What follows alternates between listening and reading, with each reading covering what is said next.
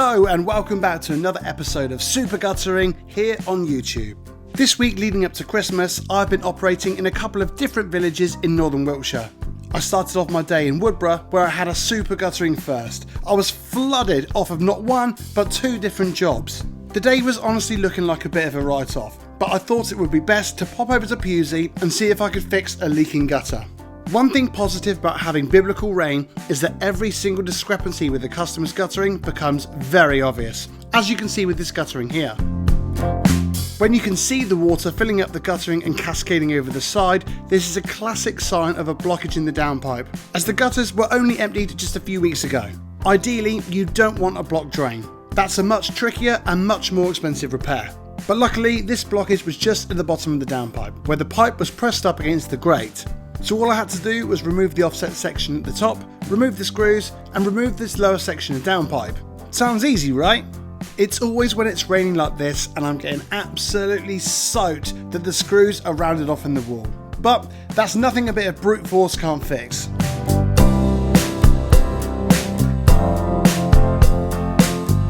Thankfully, the bottom screws weren't as bad as the top ones, and once they were out, it was time to remove the offset section and inevitably get very wet.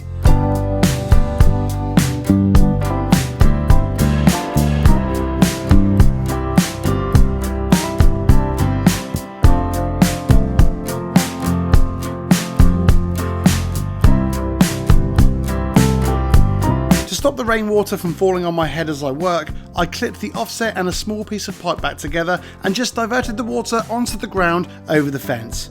It's definitely better than letting the water pour straight down the back of my jumper. Thank goodness this blockage is being sorted, because this one pipe isn't just the drainage point for this low level roof, it's also dispersing the water for these two sets of high level guttering as well.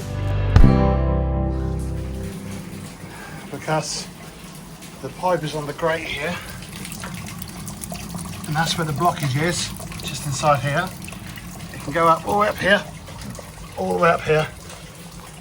We don't know how deep it is, but I can't remove the pipe because it's not correctly fastened to the wall with a 5.5 metre.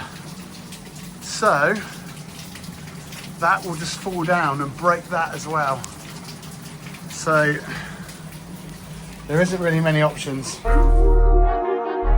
Thankfully, I had a solution. Where the downpipe bracket was nice and tight to the pipe, my idea was to remove the bottom section only and hang the bracket on the fence to keep the pipe propped up in position. You will see this in a little bit more detail later on in the video. It's a bit risky because if the downpipe were to fall, it would certainly break and would be my responsibility to replace it. This is where working on my own can be a little bit tricky, but spoiler alert, everything was okay in the end.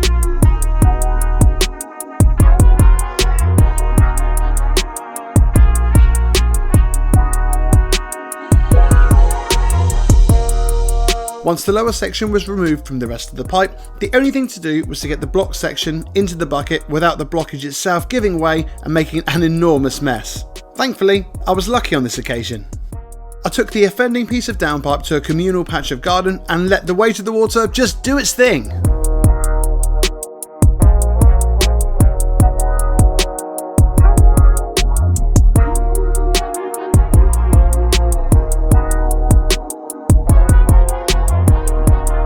Some of the blockage was obliterated as it came out, but you can see clearly why the water hadn't been draining. The debris had compacted into one solid lump, but if you give it a bit of a squeeze, it's just composting moss and roofing material that's been under heavy pressure.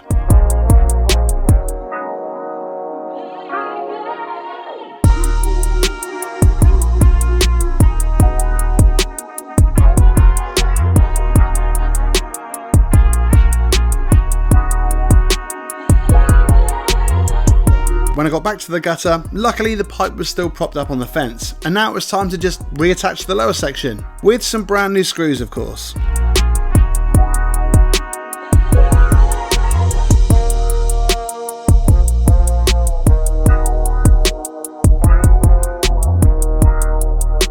This is a little bit different to what I'm used to doing on YouTube, but in 2026 I'm going to focus on creating gutter help videos every single week.